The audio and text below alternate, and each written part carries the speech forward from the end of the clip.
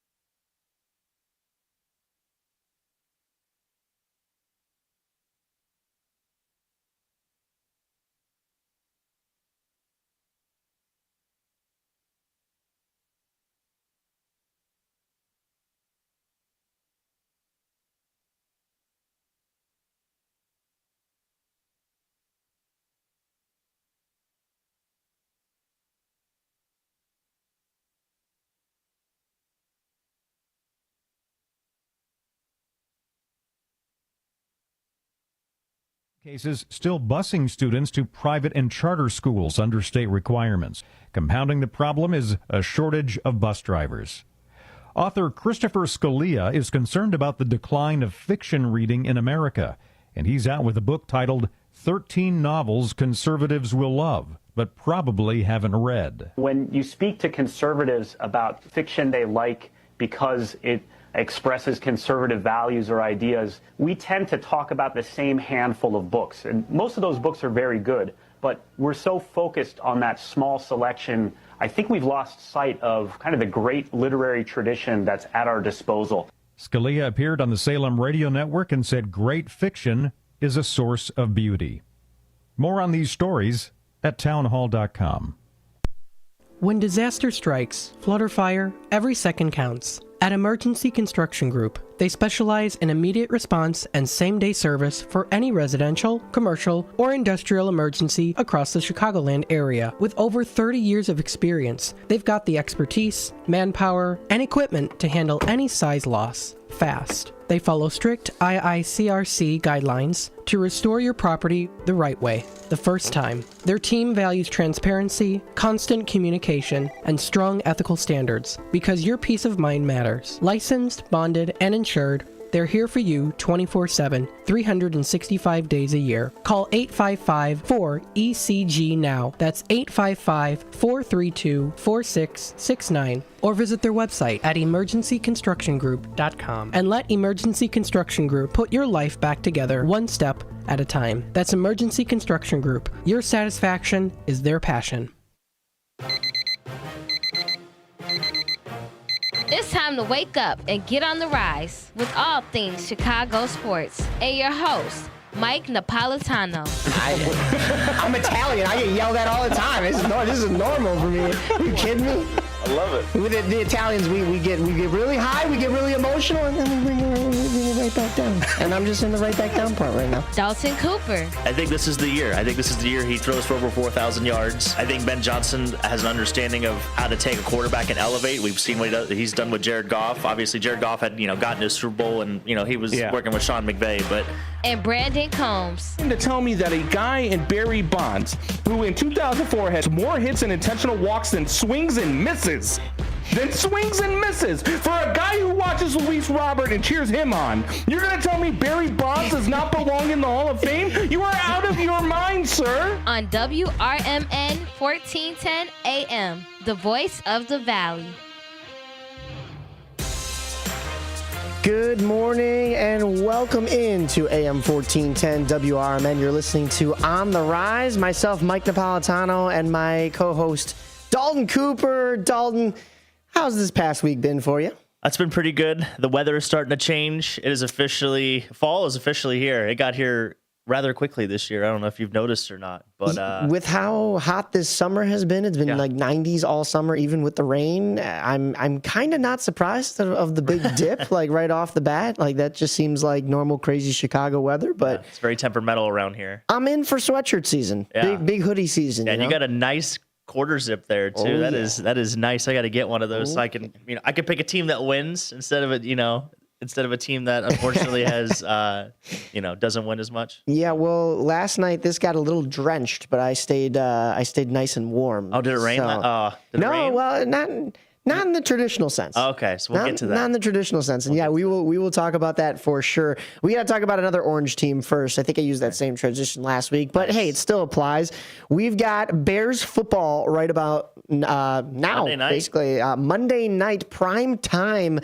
The Bears will be opening up their season against the Minnesota Vikings. We kind of previewed it last week, but we have some more news. Of course, you can always watch or you could always listen along to the Chicago Bears right here on AM 1410 WRMN. This is the home for the 2025 Chicago Bears. So tune on in to AM 1410 for your football in here in Chicago. But we also have a big announcement that WRMN will be doing a live show at Newman's Corner Pub in Hampshire, Illinois. We'll be doing like a pre-game show type of thing. By the way, is it Hampshire or Hampshire? I've always said Hampshire. Yeah, I'm not a Chicago local, so I don't know if it's because Hampshire or Hampshire. I'm not sure. So I keep hearing Hampshire. My mom worked in Hampshire. Also, last weekend I didn't give my mom a birthday shout out, and I got reamed for it. Mike, it was Bro, what are we doing? We had a lot of sports to cover. I don't know what you want from me. I don't know about you, but my mom told me I don't give birthday shout outs. She brings you in this world. She could take you out of it. I don't know if your mother ever told you that too. I know that very well. But yeah, she worked in Hampshire for a little while, so I call it Hampshire. But I've heard it called Hampshire. I mean, Happy belated, Mike's mom. Tomato. Yeah. Yeah, happy belated birthday. She was turning An age, yeah. and many years old, yes. Yeah. But yeah, you can head over to Newman's Corner Pub from 2 to 5 p.m. and then, of course, stick around through the game. And then the Bears will actually kick off with the Vikings at Soldier Field at 7:15 p.m. So you can be there all day. Yeah. Join the crew. Some of the morning show people will be there. Some people from Big Top Sports will be there. I wonder who you're talking about. And I believe we will have somebody from Tax as well, Truth About Chicago Sports. So meet some of the personalities, enjoy some of the food, and hopefully cheer on the Bears to win. Also, if you haven't already, make sure to follow us on the social medias, Facebook, Instagram, everything in between. WRMN You've been killing it 1410. out there on the socials. You know what? Just try to keep the people, something to watch, something interesting. So. I just make a little video and I just hit collaborate, and then this man is on it. He actually collaborates before I could even post it. That's how quick this man is. But no, we've been pumping out a lot of content. Yeah. You and I were doing a little split squad action last night. We'll get to that in our baseball segment. But another announcement here, make sure you head over to the America's First Responders Fest. Yep. That is also in Hampshire. That's a community event. That's Saturday, September 20th, 2025, downtown Hampshire. That is 1 p.m. to 6 p.m., rain or shine. That's important. Stage presentations include Rick Lindy and the Wild Ones. I think I've actually seen Rick Lindy and the Wild Ones. Mixed Company Band, Canyon Arrow Light featuring Tim and Joe. There will also be a classic car show presented by Gilbert Eagles Club 1047. And then additional attractions, including vendor booths, food trucks, kid activities. And there will be, of course, a live broadcast from WRMN AM 1410. Oh, yeah. That will be right here on YouTube and the radio as normal. For more information and updates, visit WRMN1410.com and click AFR Fest on the top line or call 847-741-7700. And it's pinned to our Facebook page as well, the flyer for that. So if they have details and information, check it out there as well. There's different packages, it looks like, that you could buy. I'm not sure. That information should be out there. Yeah, I believe it's for sponsorship or vendors or everything else in between. So it should be a good event. We're excited to give back to the community. I know they had a police sergeant on, I believe, yesterday for Elgin. So that was nice. Yeah, Miss Anna. Yeah, I think it was Miss Anna. So great time. Come out and it should be a great cause. I know Dean's working hard behind the scenes on it, and it should be a great event. No doubt. But another great event. We'll go right back into our usual sports. It will be the Bears versus the Vikings on ABC and ESPN, but also on AM 1410 WRMN Monday night against the Vikings. This is going to be J.J. McCarthy's debut. Homecoming. And homecoming, yes, as well, because I was just about to say, I think Chicagoans are a little confused because they want J.J. McCarthy to do well. I think most Chicagoans do. I would imagine. You're talking to the nice crowd. Then, Nazareth kid, hometown kid, but you can't really root for the Vikings as a Bears fan, right? So you've got to back the Bears, and I mean, I think we're starting to see the Ben Johnson effect when we saw what they did in the preseason. Of course, it's always going to be just preseason. The Bears went undefeated in preseason last year, just the same as they did this year, although this year there was a tie. And I think it comes down to show me what you can do in the regular season, and this is it. We're finally here. Yeah. And it's going to, by the way, does it stink being the last game, week one? Like, I feel like it'd be so much better if the Bears had played Thursday instead of Monday. Just, I feel like the anticipation we have to sit on the whole, because we got to watch all day Sunday. I don't know about you, but I'm going to just plop my rear end on the couch all day on Sunday and watch the games. And I just feel like, man, I want to watch the Bears. Like, I'm a Bears observer, obviously, for the reasons of being, on the broadcast and everything and on the show. But yeah, it's going to be, I feel like that's just the worst. But I would say it's only terrible if you end up like the Cowboys, where you put up a fight, but you fall. I mean, listen, the Cowboys have a slew of other issues going on, but they were in that Thursday night game against the defending champion Philadelphia Eagles. So I'll give them a little bit of a pass there, but you still have Dak Prescott. We talked about that Micah Parsons trade last week, and I mean, we talked more about how it's going to affect the Bears in the NFC North and frankly, all the teams in the NFC North with Micah Parsons going to the Packers. But you look at how it's going to affect the Dallas Cowboys even more because they don't have him anymore. They don't have him in the entire season. Jerry Jones did say, "Oh, we could get a Micah Parsons type player with the trade picks with the draft picks that we got back." It's like, yeah, but you had Micah Parsons at home. That's like the kid that, Mom, can we get McDonald's? No, we have McDonald's at home. But this time, the McDonald's at home was the better McDonald's. You didn't have to go out and get, the future Micah Parsons. You had him.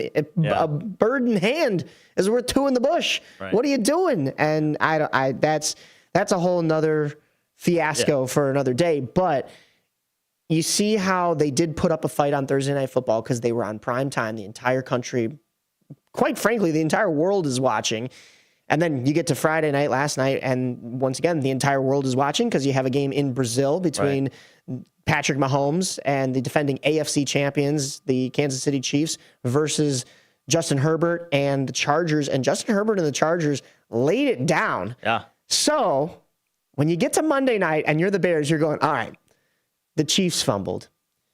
The Cowboys fumbled, although I think that was to be expected. Don't fumble Monday night. I'm not saying the Bears are the favorites going into this game. Well, they should be. But they kind of should be.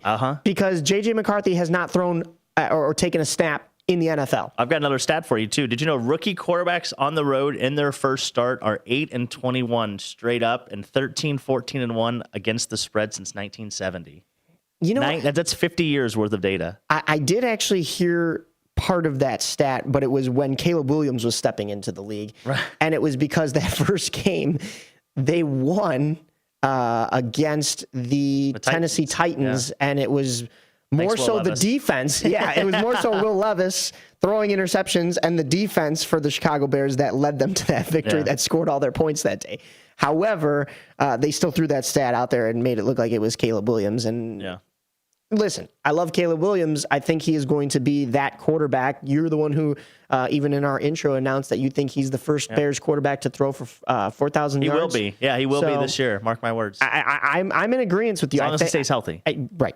Of course. Knock on wood. Where's wood? Anyways, nice. I agree with you, but listen, like you said, let's hope he stays healthy, and I need to see it from this offense. It can't just be all on Caleb's shoulders. I think football puts a little too much on the quarterback, and sure, that has to be the captain of the field right there, but he has to have the weapons around it. We've seen that time and time again here in Chicago between Jay Cutler and even Mitchell Trubisky had a decent year or two in there, and even Justin Fields. And you say what you will about whether those guys made the cut, they had flashes of talent that just didn't get supported by a supporting cast. Well, I think finally now the culture has changed, and I think now the Bears as an organization have the correct culture. They definitely, now that I think about it in retrospect, I think the Vikings are the perfect first game for the Bears. I mean, Ben Johnson has had a lot of success against the Vikings in his time in Detroit. He was 3-0 against the Vikings. Every time they played, his offense scored 30 points while he was in Detroit. I think the key to Monday night is being able to be balanced as an offense, to be able to run the ball. The big matchup last year in Week 7, Jahmyr Gibbs had 116 yards and 2 touchdowns. Jared Goff was 22 of 25 with 2 touchdown passes. Now, I'm not going to say Caleb is going to be that dialed in. I think that expectation's a little out of the ordinary.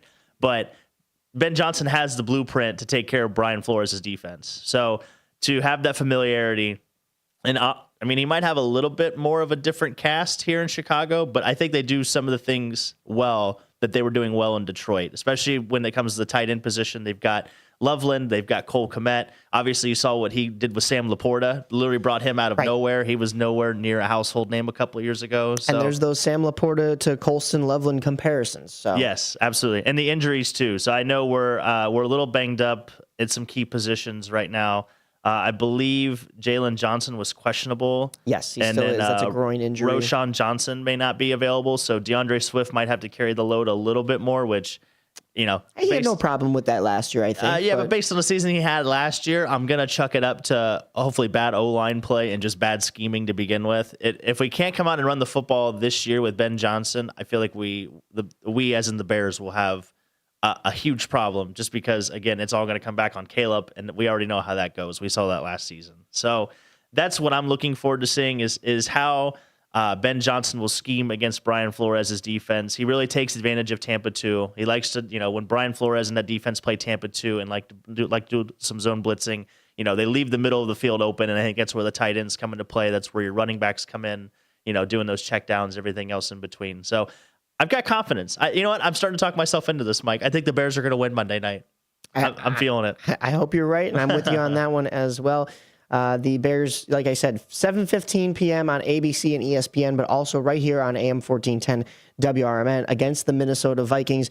You talked about this being a perfect matchup for them. There's a 51.5% chance that the Bears win this game. ESPN analytic odds is saying 48.1% to Minnesota, which I don't know who did this math, but those don't add up to 100. So there's a tie. There's a possibility of a tie, is what you're saying. There is a possibility of a tie. 51.5 and 48.1. ESPN, what are we doing? I think the last time there was a tie was the Colts. Like, it was a couple of years ago, I believe, on week 1. It was like Colts and Jaguars or Colts and Texans. I think it was an AFC game, but yeah. Something like that. Well, we'll definitely see.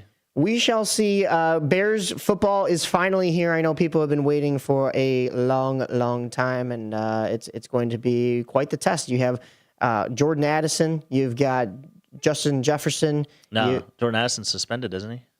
You actually might be right. Yeah, because off-season stuff. Right. I think he's suspended the first 3 games of the season. So that's right. It's just going to be Justin Jefferson. But PJ Hawkinson is there. Yeah, he's a baller. You got to watch out for him. That Minnesota Vikings team is going to be a test and then some for this Bears team, especially being early on. We talked about the Bears establishing a culture. I mean, this culture in the Minnesota Vikings is kind of already there. It's just kind of like your headpiece, your quarterback's position is just not. It's different now. They have a Super Bowl roster. They just have to figure out what they have at quarterback. Right. Yeah, 100%. Because they spent a lot of money in the offseason on the offensive line as well. Really shored that up because that was kind of their Achilles heel when they played the Rams in Arizona last year. I don't know if you remember that because of the wildfires and everything. But right. Yeah, Sam Darnold was back there running for his life. As soon as he said hike, there was somebody in his lap. So definitely don't want that for J.J. McCarthy if you're a Vikings fan moving forward. No doubt. I'm trying to find there's another big name that they just reacquired.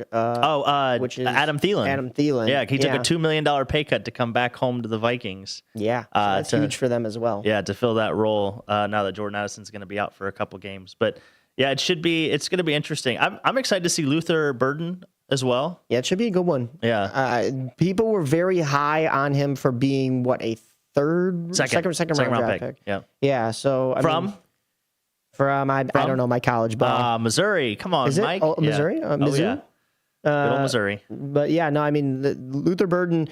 People were higher on him than I think some of the first round options for the Bears. So I mean, I'm interested to see what this kid can do, and he's getting thrown into the fire with the rest of them, I guess, at this point. So, but luckily Ben Johnson's there to hopefully put out the flames, extinguish those fires, and get this Bears team back on track. Because when the Bears are good, Chicago's buzzing. Oh yeah, well, it's like the one team, right? It's like the Blackhawks. There's no separation of the city at that point. So yeah, don't mess with Chicago. That's what they always say.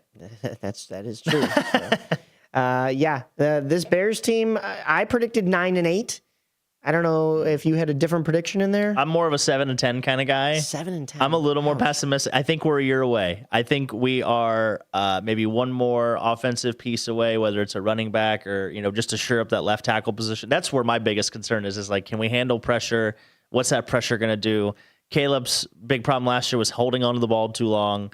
You can't do that if your offensive line can't block, especially on that blind side. So I'm and I think there's a big learning curve happening because I think the way Ben Johnson sees the game and coaches the game is completely different than a lot of other teams and a lot of other coaches that Caleb Williams has worked with. And I think just kind of it's going to take a minute to learn that, even though he's been here since April, since they hired him. Right. So I still have fear of that learning curve. So, but the schedule's brutal too, Mike. Like they go Minnesota, Detroit, Dallas, Vegas, Washington, which those are the winnable games. But you get to the back half, it's the defending champs and the Pittsburgh Packers. The Philadelphia Eagles. You've got though the 49ers might be a little bit easier now that Christian McCaffrey's dealing with calf issues again, so that might be an easier game on the schedule. But I mean, the North is just it's a bloodbath. Even the first half of this schedule. I mean, I know Dallas looked good against Philadelphia, but how long do they keep that up? No, Micah feels better about that game too. With right. having no Micah feels a little better for us. Yeah, that's true. But Baltimore and Cincinnati are in that first half. Baltimore has been a very solid team in that AFC North. Solid, huh? It's beyond solid. Okay. Yeah. I mean, that was an understatement. Cincinnati, though, I was just being low key about it. Cincinnati, though, should be a solid team. We're going to see how their defense performs this year, because last year, if you looked at the stats, Joe Burrow and that Cincinnati offense should have won the MVP. Like shattered records. And yet they couldn't win games. So that was a clear sign that the defense needed some help. It didn't seem like they got a whole lot of it during the offseason for Cincinnati. But I didn't hear a whole lot of noise out of there. But it's still Joe Burrow. It's still the Bengals. You still got T. Higgins and Jamar Chase there. Like I feel like that Cincinnati Bengals offense can pick things back up to where they had it last year. So yes, it's a much tougher schedule for the Bears than it was last year, and the Bears only ended with 5 wins last year. Listen, I still think that you need 4 more wins in this season to really show me that you're moving in the right direction. Where those 4 wins are going to come from, I think it's easier to count. If they do go 9-8, I think it's easier to count the losses. Baltimore, Cincinnati, I can understand seeing those two. Washington you got to want revenge with Washington after that flub at the very end, and that I don't even want to bring up the Hail Mary, but of course that was the Fail Mary. Yeah. The Fail Mary indeed. But Jaden Daniels took that Washington team deep into the playoffs against those Philadelphia Eagles. So I can understand that being a very tough matchup. But the fact that the Bears were there with them last year, I feel like they can hang with them this year. Yeah. They just can't make stupid mistakes at the end. And I think they come off a bye week going into that game. I think they have their bye. So that I think that'll help a lot. But I think if we split against Detroit and Green Bay, which is going to be, I think, a little 2 more bit losses, harder to, and that's if we get lucky and split. I think that might be a little out there if for that reason. I mean, you probably drop a game against Philly. You probably drop that one. You probably drop another game. I mean, tentatively against San Francisco, just to say. Okay, there's 6. Pittsburgh, maybe. I've still got some questions. We'll see how Aaron Rodgers looks. Pittsburgh will for sure finish 9-8. So it just depends on where they're at when they face the Bears. And we do get that game at home, which is helpful. And the one game that kind of does worry me though is if the Giants, just because their strength of their team is their defensive line, where obviously we're going to find out how good our offensive line is here in Chicago. If it's kind of looking like it was in preseason, that game scares me. It'll be cool to see Abdul Carter. I'll say that. Yeah. But that might scare folks a little bit. I just don't think that their offense is what's going to carry them in that game. And I don't think sleep on Vegas either. Vegas, yeah. I'm high on. I am higher on Vegas than others, but that's just me. If you could count that one. But yeah, maybe one more loss in the division, whether that's if you lose both to Detroit. Let's hope the Bears don't lose both to Green Bay. Right. Maybe you lose 1 to Minnesota. Like I could see you're playing them in November. Like I could see J.J. McCarthy figuring it out in October, and then you face them again. And if you didn't already beat them game 1 Monday night, that's me taking into consideration that the Bears win this week 1 Monday night matchup. Like you're on prime time. You got to come with your best. If they don't do that, then you absolutely need to take it to Minnesota in what week is that? That's it's like week 10, give or take. Yeah, so it deep into November. Like you have to win that one, and at that point, I think week 12. Yeah. No, excuse me, week 11. Week 11, November 16th. Yeah, I think at that point, J.J. McCarthy will have gotten comfortable, and you might miss your window unless you yourselves are comfortable just as well. And I think I've said it before here that I think that this offense is going to do some great things, but there is going to be a lot of experimentation on the part of both Ben Johnson and the rest of the offense. Yeah, I mean, they went 1-5 in the division last year. If we can go 3-3, I think that's a huge step forward. And again, I think everybody might we got to make sure as Chicagoans that we take like success as a measurable thing. We don't get all wrapped up in the win-loss record, because even if they go 0-2 to start the season, if they're both games where it comes down to a late field goal, Caleb is showing signs of development, maybe it's 27-24 both games or something along those lines. Like I see those as wins, just because the growth of Caleb Williams is more important right now than the win-loss record, because this has got to be the year that we find out that Caleb Williams can play. The worst case scenario is that the Chicago Bears go into next season with the same questions we came into with this season, and that's, who is Caleb Williams? Can he be the guy? Is he the guy? We need to know that answer right now because he's got all of the pieces around him to be successful. So That's true. That's the worst case scenario in my opinion. Well, Bears football is officially back after this Monday night, and you can listen to all of the games right here on AM 1410 WRMN. You're listening to On the Rise right here, myself, Mike Napolitano, and Dalton Cooper. We've got a lot of summer sports to conclude. That would be baseball here in the Chicagoland right here on the Rise. Kick off your weekend with a little flair. It's Dino's Night Out every Friday from 2 to 4 p.m. on WRMN 1410 AM. Dino brings you the best of the Fox Valley's entertainment scene. Live music, local artists, street festivals, great eats, and the personalities behind them. If it's happening, Dino's talking about it. And bringing the spotlight is none other than the legendary Arcada Theater, located at 105 East Main Street in St. Charles. Catch dinner, drinks, and a show, all under one historic roof. So whether you're making plans or just love to know what's hot, make it a date with Dino's Night Out, Fridays, 2 to 4 p.m. on WRMN 1410 AM, or stream it live at WRMN1410.com. Dino's Night Out, powered by the Arcada Theater, where Fox Valley comes to play. Do you own an annuity, either fixed rate, indexed, or variable? Are you paying high fees and getting low returns? If so, Annuity General would like you to have this free book to learn the pitfalls and mistakes of buying an annuity. The Annuity Do's and Don'ts for Baby Boomers contains the little-known truths about annuities, like how to help reduce your fees and increase retirement income. And it's free. That's right, free. As a bonus, we'll also throw in a free annuity rate report just for calling. We researched over 1,000 annuities and summarized rates and benefits from financially strong insurers. You get Annuity Do's and Don'ts for Baby Boomers and the Annuity Rate Report, both absolutely free for calling Annuity General today. Hurry, supplies are limited. Call now. 800-760-1845. 800-760-1845. 800-760-1845. That's 800-760-1845. Businesses come in all shapes and sizes. Integrity doesn't. For more than a century, the Better Business Bureau has set the standards for how businesses should operate honestly and ethically. So when you're looking for a business you can trust, check to see who's BBB accredited and who isn't. Always choose the better business. Look for the BBB seal because it's looking out for you. That's why it's the sign of a better business.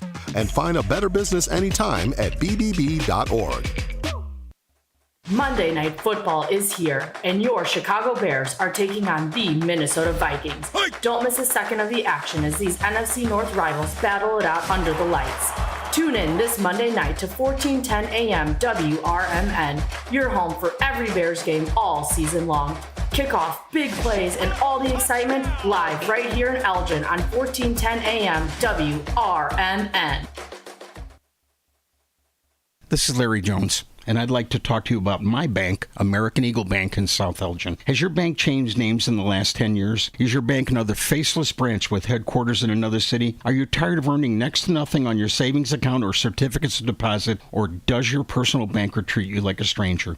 If you answered yes to any of those questions, then you're ready for a new banking experience, and American Eagle is the place for you. American Eagle is a locally owned independent bank that's rooted in the community, and American Eagle customers are greeted by name and treated with the respect that they deserve. American Eagle has an innovative program, Eagle Savings, that teaches your children to save while earning prizes and rewards. American Eagle offers great rates on certificates of deposit. My bank is located in South Elgin on Randall Road between the Target and Caputo's and is open Monday through Saturday. Give them a call at 847-742-7400 and a real person will answer the phone. American Eagle Bank, a place where you matter.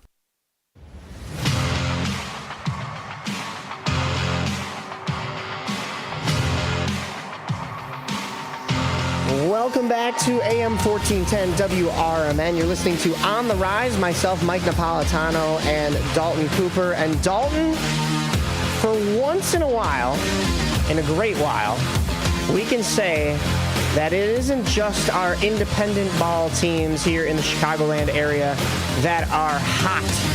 The White Sox have won 6 straight games, and that includes a sweep of the Minnesota Twins and a win last night against a very hot Detroit Tigers team leading the division. This White Sox team, you talked about the youth early on. They are showing it right now. Yeah, they've scored the second most amount of runs since the All-Star break as well. The offense has really come together since the All-Star break as well, and they've just been on fire. I mean, they're 6th in runs, they're 3rd in hits, they're 5th in home runs, they're 4th in average, and they're 7th in OPS. So should we jump on the bandwagon now for next season? Like start putting the future on it now. Like, hey, look out for the Chicago White Sox team. If they can win on the road, by God, they'll be there. So I did see that stat that you were talking about that I believe it was CHSN produced that was saying that the White Sox were pretty much last in almost every single category last year, and they have absolutely turned it around. They were like 28th. Let me go ahead. Oh yeah, here it is right here. Before the All-Star game, the White Sox, out of 30 teams, 28th in runs, 29th in hits, 28th in home runs, 30th in average, and 30th in OPS. After the All-Star game, 6th in runs, 3rd in hits, 5th in home runs, 4th in average, and 7th in OPS. I mean, this team has completely turned things around. Now, listen, I'm not crazy. I'm not saying, postseason run, World Series bound team.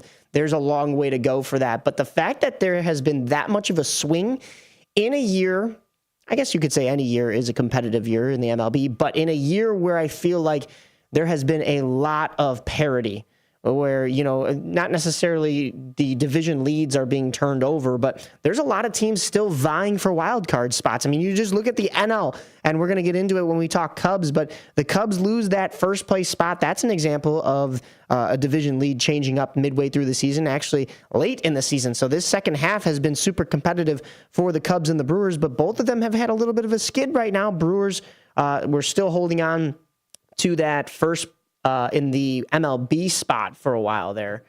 So the Cubs are still poised to probably face either the Dodgers or the Phillies, which I don't think is going to bode too well for them either when it comes down to playoffs. But, I mean, you're talking there's so many more teams kind of in the mix this year, and I'm not saying that the White Sox are one of them. They're sitting at 54 and 88, but a 6-win streak. First of all, when was the last time that the White Sox swept a 4-game series?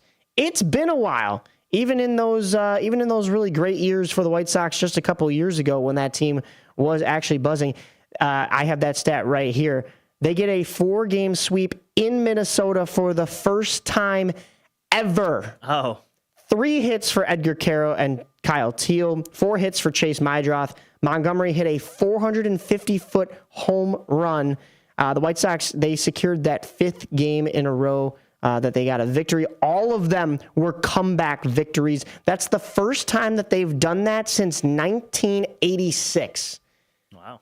And then they could have just said, all right, well, we got the job done in Minnesota. Now we're going into Detroit, a tough Detroit team. They get the win over the Detroit Tigers, and, I mean, in huge fashion as well. That 450-foot home run from Colson Montgomery, going back to that one, he's tied for 2nd in the MLB in home runs since the All-Star game and tied for 3rd in the MLB in RBIs since the All-Star break. Yeah.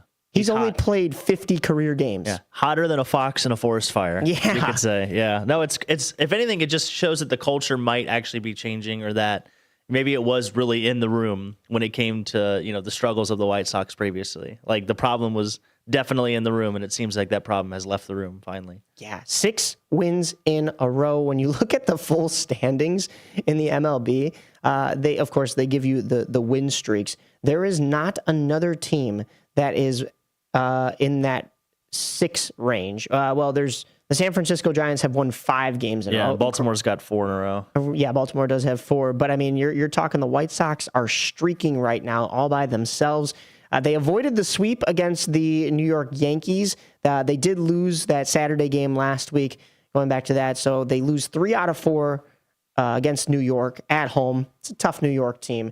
but then you've got a 3-2 victory against the Yankees, leading into that 4-game sweep against the Twins in Minnesota, and then a 7-5 win last night over the Tigers. And Colson Montgomery homers and drove in 4 of those 7 runs for the White Sox. So this kid is on fire. I did get a chance. I think we talked about it last week. I spoke to him that Thursday prior to our show following that New York Yankees game, and he was still on the injured reserve. So for him to come back and continue to be at the level that he was at before that 10-day IL stint, that's been incredible. Miguel Vargas got injured that night, was on a little 10-day IL stint, is coming back now. And, I mean, talk about Lenin Sosa as well. This man has 19 home runs. He's batting .263, which, all right, not great, but 62 RBIs. I mean, these are numbers that would be unheard of last year from this White Sox team, especially Lenin Sosa, who was there for that. And listen, I know it's not a great benchmark to put this White Sox team against, the worst season in modern MLB history, but that's where the line was drawn. They're working up from rock bottom this year. So that is what you're going to be basing things off of. And, yes, there hopefully was nowhere to go but up, but the White Sox are going up right now. Yeah, and they're getting production from that middle infield, which you look at a lot of the teams around the league that are successful, it's up the middle where they are their best. And the White Sox are building that, and it's exciting. And hopefully it translates into next season, because obviously this season's over with, unfortunately. But, it's like I said, it's just good to see the ship moving in the right direction. No doubt, no doubt. The White Sox will continue their series with the Detroit Tigers tonight at 5:10 and tomorrow at 12:40 before they come home for the week. And that would be Tuesday through Thursday, play Tampa Bay, 6:40 p.m. start times on Tuesday and Wednesday, a 1:10 matinee on Thursday.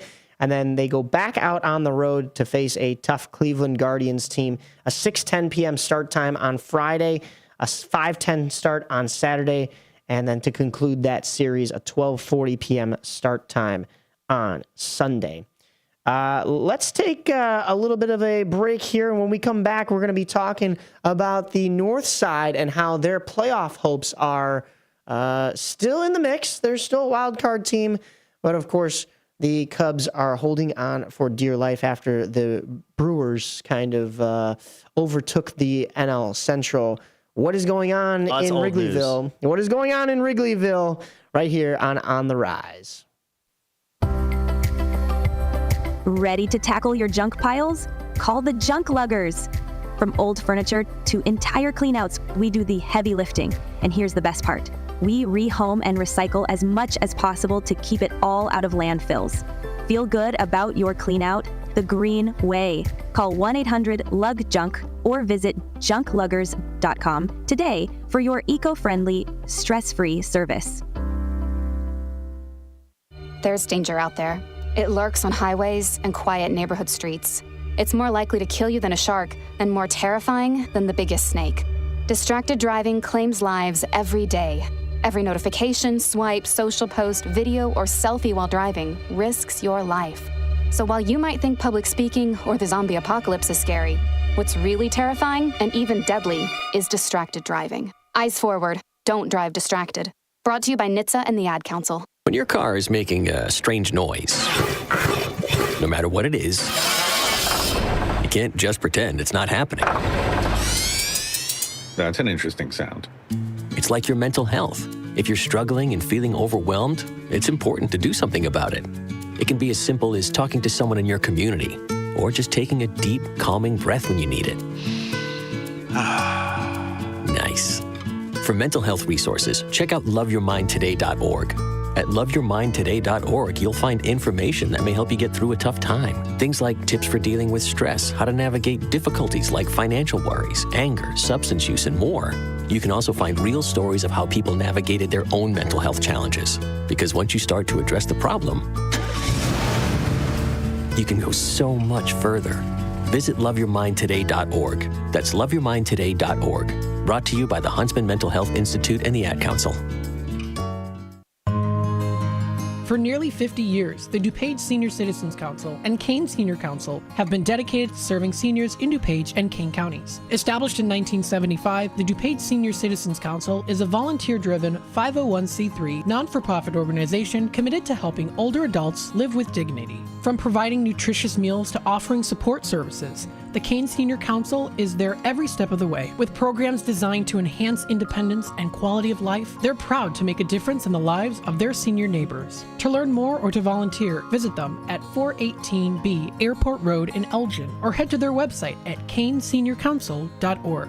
Give them a call at 630-338-0999. That's 630-338-0999. That's the Kane Senior Council, caring for seniors because they deserve to live with dignity and respect. Visit caneseniorcouncil.org or call 630-338-0999 today. Are you prepared for an emergency or disaster?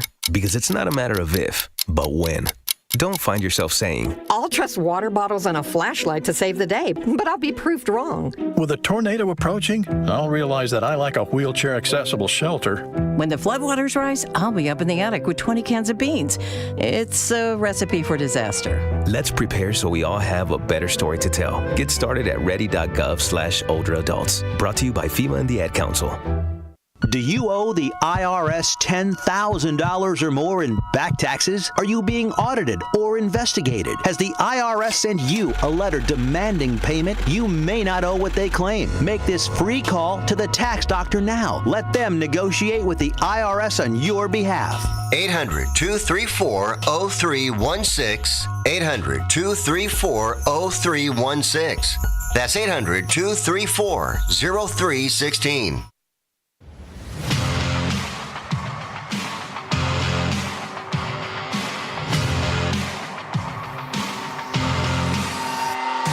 You are listening to AM 1410 WRMN, and we are on the rise here. Myself, Mike Napolitano, and Dalton Cooper. We've got more baseball for you as we look to talk about the Northsiders. But before we do, I forgot to mention that you can still, despite the Bears coming into town and starting up their season, you can still listen to all of those Chicago White Sox games right here on AM 1410 WRMN. This is the home of the 2025 Chicago White Sox right here, the voice of the Valley. But now switching over to the north side, I said, clear his throat. Yeah, let me be very clear here as a White Sox fan. But no, the Cubs, of course, it is old news that they lost that division lead to the Brewers. They had a chance to come back a little bit. They had a 5-game stint against the Brewers. They took 3 out of 5. It looked like they were making up some ground on Milwaukee, but both Milwaukee and the Chicago Cubs have skidded a little bit. That last weekend, it was, actually that was during the week, it was a sweep by San Francisco against the Cubs out in San Francisco. And that would have been a huge time for the Cubs to make up ground on Milwaukee. But they do come back into the win column with 2 big wins over the Colorado Rockies. One other thing I should mention, the Chicago White Sox won a game by a score of 12-3 against the Minnesota Twins. And then the Cubs won a game 11-7 against the Colorado Rockies. Now, yes, it's the Rockies, but then follow up with last night, an 11-5 victory for the Cubs. Hitting double digits twice within 7 days is impressive. I think that's the Ben Johnson effect here in Chicago. Now that I saw a meme. You're really reaching there. I saw a meme, yeah. But no, I mean, the Cubs are definitely they're getting back to making waves. They did take 2 out of 3 from the Colorado Rockies. Those first 2 games, they dropped the final game in an opportunity to sweep a 6-5 loss. They take the extra innings game against Atlanta on Monday, a 7-6 final in 10 innings, followed by a 4-3 victory. But once again, they dropped the 3rd game of the series, 5-1 to Atlanta. So, hey, 4 out of 6 games getting the wins for this Cubs team. Taking 2 series in a row is huge. They get the win against the Washington Nationals last night and will continue with the Washington Nationals at 1:20 today and tomorrow at Wrigley before they go back on the road to play the Atlanta Braves. 6:15 start times Monday, Tuesday, and Wednesday. And then they are back home against the Tampa Bay Rays over the weekend. That is, so we talked about the White Sox just about to play the Rays. The Rays stay in town as they shift over. 1:20 starts on Friday, Saturday, and Sunday against the Cubs. That'll be on MLB Network on Friday night. But other than that, it'll be on Marquee Sports for all those other ones. This Cubs team, they're getting back into the win column, and I don't know if it's going to be enough for them to take the division back. So I know you were talking about those matchups last week about who they would have to face if it came down to wild card standings, and still, right now, it would be either the Phillies or the Dodgers, and I don't think either of those teams are a great matchup for this Cubs squad. No, I mean, I think the big thing for the Cubs right now is just overall health. I think Kyle Tucker left the game the other day against Atlanta. He did hit his first ever opposite field home run in a Cubs uniform that night. He had a 3-run home run. That was kind of the difference in the game, so that was exciting. He's obviously dealt with injuries this year. I think he had a fractured pinky or a fractured finger or a hairline fracture, something along those lines in his hand, which I'm sure that makes grabbing the bat difficult, to say the least. Yes. So I think overall health, Suzuki has really kind of cooled off since the All-Star break.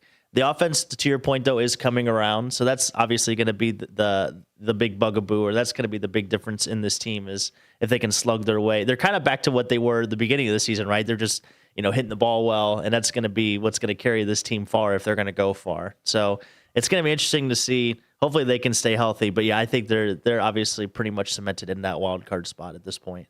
Yeah, they're 5.5 games back of the Brewers for the division lead, but they're 5 games up on the other 2 wild card teams. That's the San Diego Padres and the New York Mets.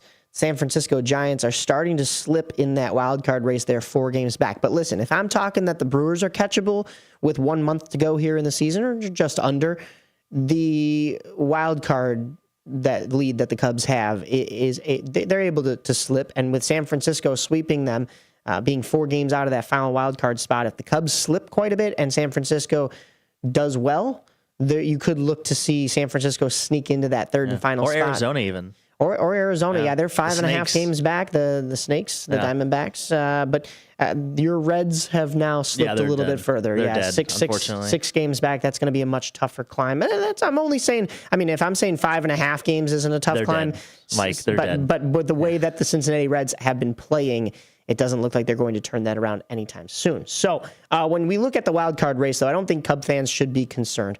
This is the deal, and I was kind of thinking about this the other day. I think it would be ignorant of me to say, of course, that the White Sox they're by far not playing the best baseball in Chicago. The Cubs are 81-60, but I think the White Sox are playing the most youthful and exciting baseball. Maybe. Inspired is a good word for it too. Inspired baseball in Chicago right now, because if you look on the Cubs side of things, despite the wins, what? Not even. I mean, we have 2 teams on the other side that we have to talk about that I think are playing more inspired baseball. Okay, all right. In the Chicago, Atlanta I area. apologize. As I'm wearing this quarter zip, at the major league level. Okay, there you go. When you compare the crosstown rivalry, rather than the Chicagoland rivalry that we're going to get into in a little while, but when you look at the crosstown rivalry, the Cubs are still, of course, playing the better baseball, and they showed that when they went head-to-head in the Crosstown Classic again this year. However, if you listen to Cub fans, it's stress. It's stress. I mean, there's games against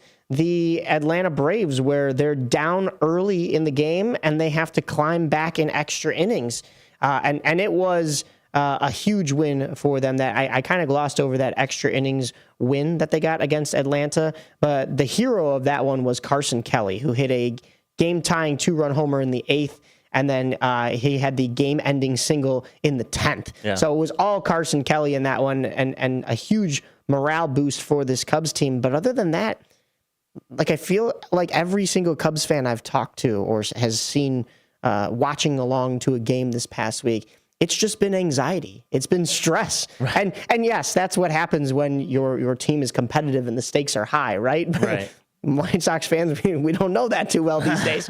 But I will say, like, it's not confident baseball. And that is what I think should scare some Chicagoans. Well, I think it's been that way kind of all season, right? I mean, they started out so high, and then it comes down. There's always something in Cubs land, yes. Right. Well, I think that's the problem, too. The way this team is constructed, like, you're going to go through that because, kind of to the point I was touching about earlier, this team is built and based their success on how well their offense is doing. Right. And we all know that offense is going to go up and down, throughout the season. It's like an 8-month season. So, of course, you're going to have your lulls. But, I mean, to your point, you're talking about Carson. We'd be remiss if we didn't mention Matt Shaw. He's kind of been the unsung hero of this team since the All-Star break. He's kind of picked up where Suzuki left off in that production. He's had 8 home runs since the All-Star break. He's batting .324, and he's still hitting 9th, which our great colleague Blake Cowell, how Marcus says it. Yeah, Blake Cowell in the Truth About Chicago Sports, who comes on after us, he breaks it down, and he's been on this for at least 2 weeks now, to my knowledge, and like listening to him. But like the fact that he's still hitting in the 9 hole is just befuddling, and his OPS numbers are amazing. He's second in slugging percentage since the All-Star break, and I think if anything, a lot of the stress from Cubs fans comes from maybe the lack of mismanagement, because again, Craig Counsell just seems to. He had Dansby Swanson, and when we had Brandon out here, he always talked about Dansby batting in the 5 hole. Yep. And the couple of games I went to, and it's like it's very obvious that Dansby should not be hitting in the 5 hole. And I don't know if it's just for a comfort thing, a consistency thing. I don't know if obviously Craig spends a lot more time with the players than we do. Maybe it's just trying to keep that routine. I'm not sure what it is, but to shake it up a little bit, I just don't see how it could make anything any worse than what they already have been. I think that's where a lot of the concern comes from, is just the lack of proactiveness and changing things when they're not working. When I talked about the matchups that the Cubs might have in that first round wild card, right now it would be the Los Angeles Dodgers. If the Dodgers and Phillies flip and the Dodgers end up finishing the season a little bit better than the Phillies, it'll be the Phillies. And you have to go up against Kyle Schwarber, a guy that I think we talked about last week. Many Cub fans would love to have back with the way he's hitting. He could fill that 5 spot that Dansby Swanson is in right now. But when you talk about befuddled and leaving off, speaking of all of that, PCA. Oh, he's where is this man? Yeah. I don't know. Pete Crow Armstrong has just fallen off the face of the map. I mean, Cubs fans were very high on him, and he looked like he was living up to the hype.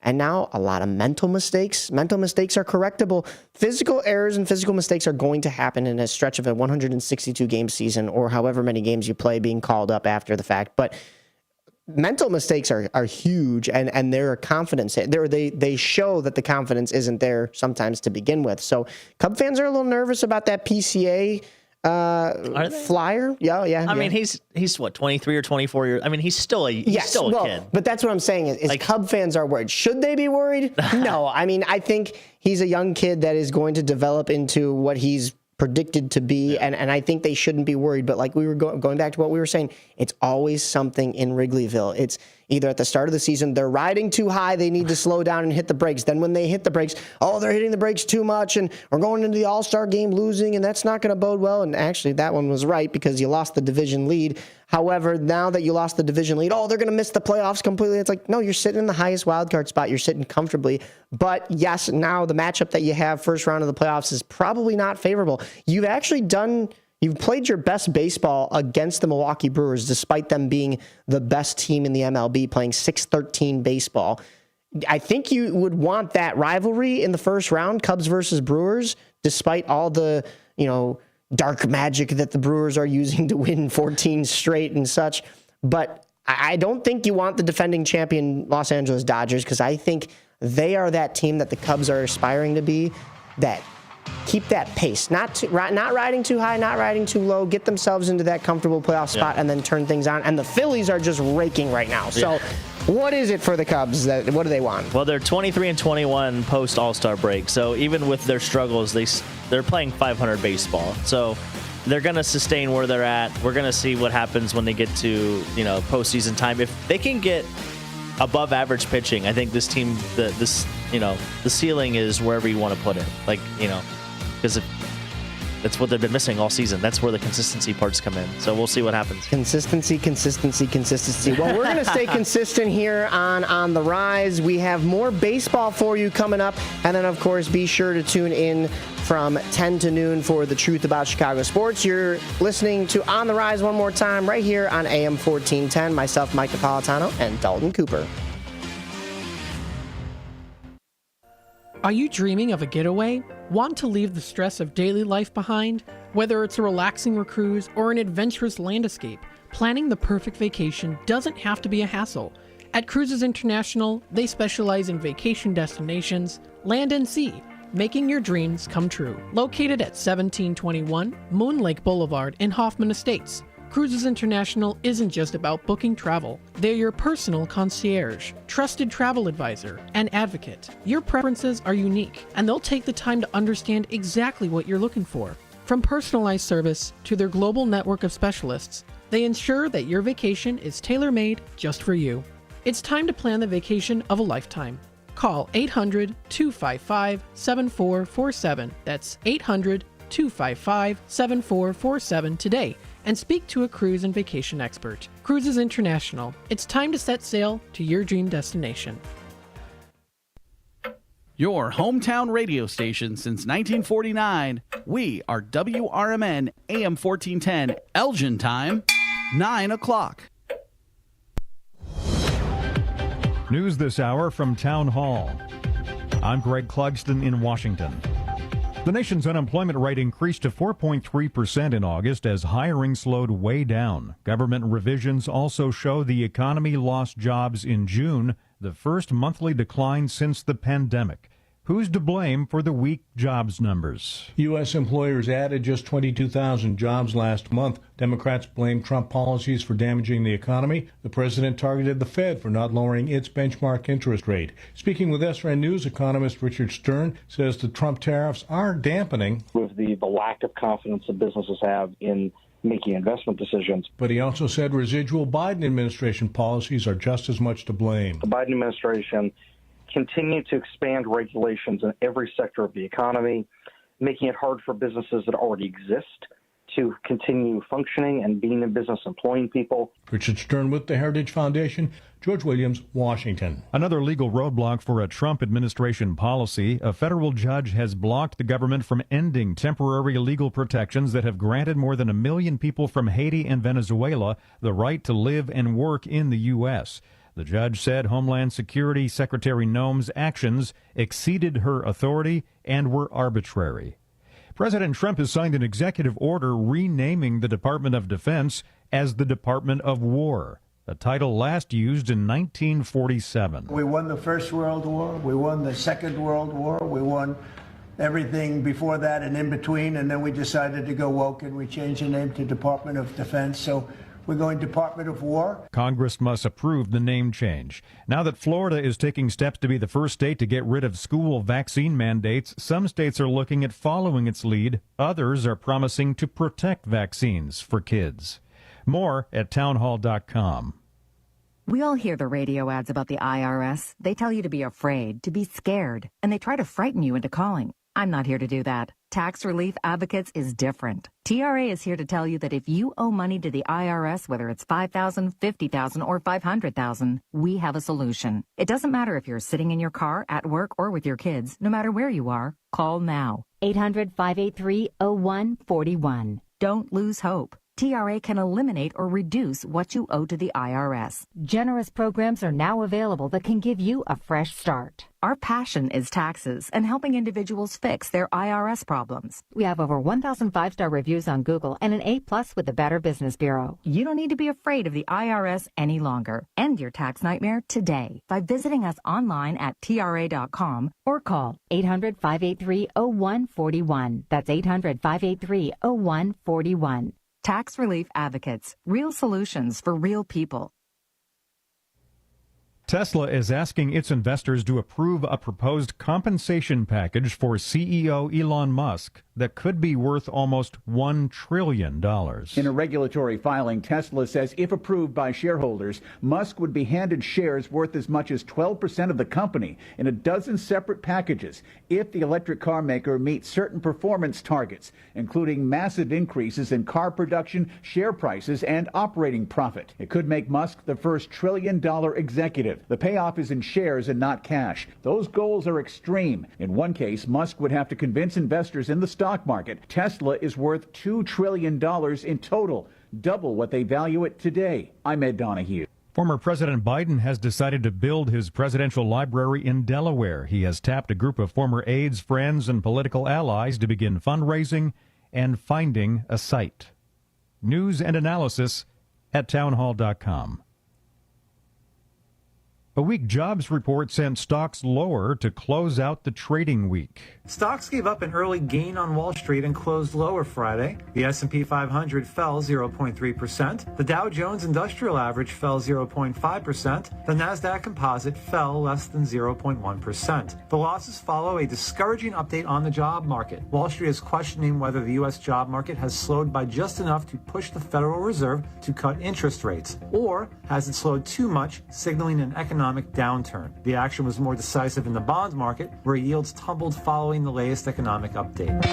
Damian Troisi, New York. The CEO of McDonald's is criticizing the restaurant industry for allowing tipped wages, which let managers pay servers less than the minimum wage as long as customer tips make up the difference. In many states, some servers are paid as little as $2.13 per hour. More at townhall.com.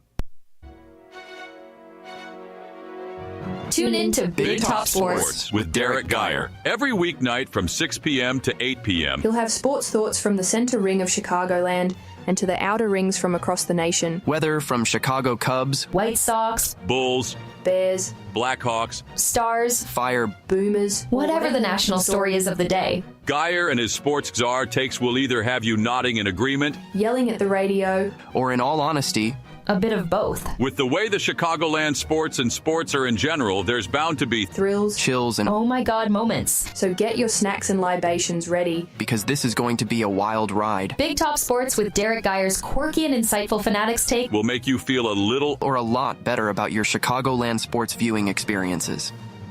Tune in to Big Top Sports with Derek Geyer every weeknight from 6 p.m. to 8 p.m.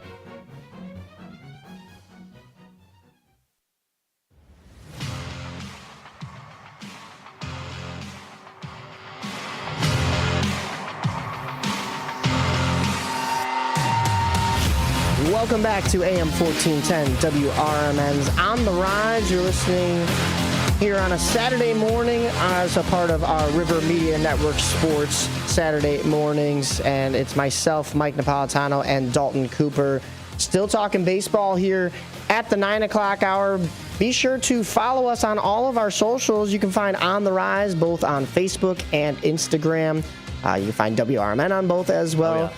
TikTok for On the Rise. And then myself, Mike_Napolitano on Instagram. Yourself, Dalton Cooper. Yep. I think you're just straight Dalton Cooper. I'm just right? Dalton Cooper. Yeah. Just Dalton Cooper. Just cool. Dalton Cooper. Just like I'm just Mike Napolitano. Right.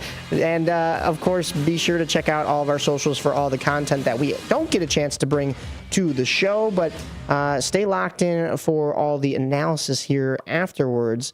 What else am I missing? Yeah. Any other socials? I mean, you can listen to us here on YouTube. Well, you can watch us along on YouTube, but you could also listen to us on AM 1410. Yeah, join us in the chat. Yeah. Let us know. We want to hear your takes, of course. Too. Absolutely. Especially when Bears season comes around, there's going to be some hot takes. It could go multiple different directions. Yeah, hopefully it's not too toxic. That's the only thing I worry about with, with passionate fans comes toxic whirlpools. I'm here for it. Okay. We'll police the chat, but hey, voice your opinions. I don't care. Right. We've got more baseball that we've been talking about, and it was a team that you and I both got a chance to see this past week. That would be the Kane County Cougars. Yeah. I saw them up in Franklin, Wisconsin to take on the Milkmen in the first round of the Miles Wolf Cup playoffs here in 2025 on Wednesday evening. I have to say, Franklin Field, I know it's a more modern stadium, and I had been there once before. Still one of my favorite ballparks. Is it because of the mooing? It's not because of the mooing. Oh, okay. It's, moo. Yeah, exactly. Moo. Moo. No, absolutely not. There will be none of that tonight either because the Cougars are unfortunately going to a decisive Game 3 with the Milkmen. The Milkmen were the 4th seed. The Boomers. We're going to get there. But the Cougars were the 3rd seed. Up in Oconomowoc, the Lake Country Dockhounds, they won the division. Now, in the American Association, you get a chance to choose from the 2nd, 3rd, and 4th seeds who you would like to face in the first round. Yep. And they chose the number 2 seed Chicago Dogs. Now, some people, this is where some people are going, why wouldn't they just choose team number 4? Well, Team number 4 was almost the Cleburne Railroaders, and that would have been a long travel down to Texas and back. Sometimes teams want to avoid that. However, you're going, okay, well, it was Milwaukee, though. It wasn't. It would have been a Wisconsin rivalry versus Chicagoland rivalry in the first round. Well, Oconomowoc, the Lake Country Dockhounds, they had a really nice record against the Chicago Dogs during the regular season, 12-5. So they thought, all right, even though the Dogs are right behind us in the division, let's take them first round. That backfired very hard for Oconomowoc, the Lake Country Dockhounds. They lost in a walk-off scenario in Game 1. Impact Field in Rosemont in Game 1 on Wednesday night. And boy, oh boy, was that an interesting back-and-forth affair. Of course, I was up in Franklin watching the Cougars take on the Milkmen, so I was only following the scores and the stat lines. But our friend of the show, Aaron Schellen, of course, is on the call, and he made a phenomenal call when Chance Cisco hits a 2-run shot to walk it off for the Dogs. And that was just Game 1. So, okay, now you got to go up into... That was 11-9, too, by the way. Hope he took the over in that game. 11-9 is crazy offense. Between two teams that have been very much so lockdown defensively throughout the regular season. So they head on up to Wisconsin, and the Dogs get the win last night and close the series out in a sweep no one saw coming. The Cougars had the opportunity to do that. I want to go back to Wednesday night. Wednesday night, the Cougars, they were losing 1-0 after a solo home run from the Milkmen side of things, brought the home team up. But in that next frame, that next half frame, the Cougars responded to Claudio Final solo home run. My guy. He followed me too on Instagram. My guy. Shout out Claudio. Yeah, shout out to the Dayton nice days, guy. baby. I haven't even talked to him yet this season, but he's been absolutely mashing the ball this year, and he did so in that Game 1. And the Cougars weren't done in that inning after he hits that solo home run to tie the game. The Cougars manufactured a run, so they take a 2-1 lead that would carry them through the 9th and eventually win the game. I got a chance to talk to the manager of the Cougars, George Samus, after that game and kind of talk to him about how his team has been able to come from behind and also win these tight one-run games, and also looking into going back to Geneva, St. Charles area for the Kane County Cougars next 2 games, which was last night, and now unfortunately are going to a Game 3 after you saw something last night. Say that. I'm the scapegoat for the Cougars this year because every game I've been to, they've lost. So, well, hopefully we're going to break that streak tonight. They did lose 12-0 last night, unfortunately. A lot of the chatter was that, Connor Ash was, I believe, the starter for Game 1, pitched incredibly well.